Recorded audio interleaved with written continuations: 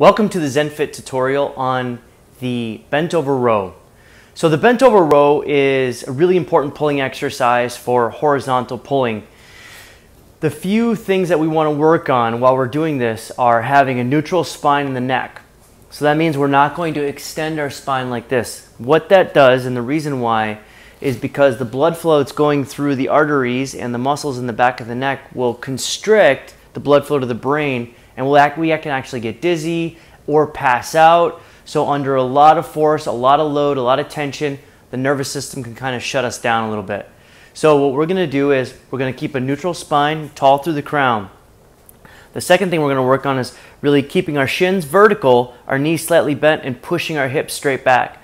When we push our hips straight back, we keep really good active back, and we allow our back to stay straight and not bend over like this. We don't want a rounded back, we want a nice arched back.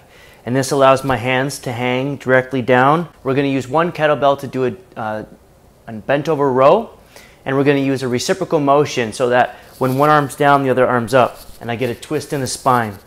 And this twist in the spine will cause more muscles in my back to work than if I was just staying very straight. If I was going to use two dumbbells or two kettlebells, I would stay straight, then pull up and row, much like a body row. Here is the bent over row. Again, feet hip width apart, shins vertical, hips straight back, neck, neutral spine, shoulder blades. Back, and I pull those shoulder blades in. Notice the elbow stays close to the body and it's very high to the ceiling. That's what we're going for, pulling straight up, slight rotation. I'm in my heels, not on my toes, so feel the heel. If I switch, reciprocal motion, pushing down.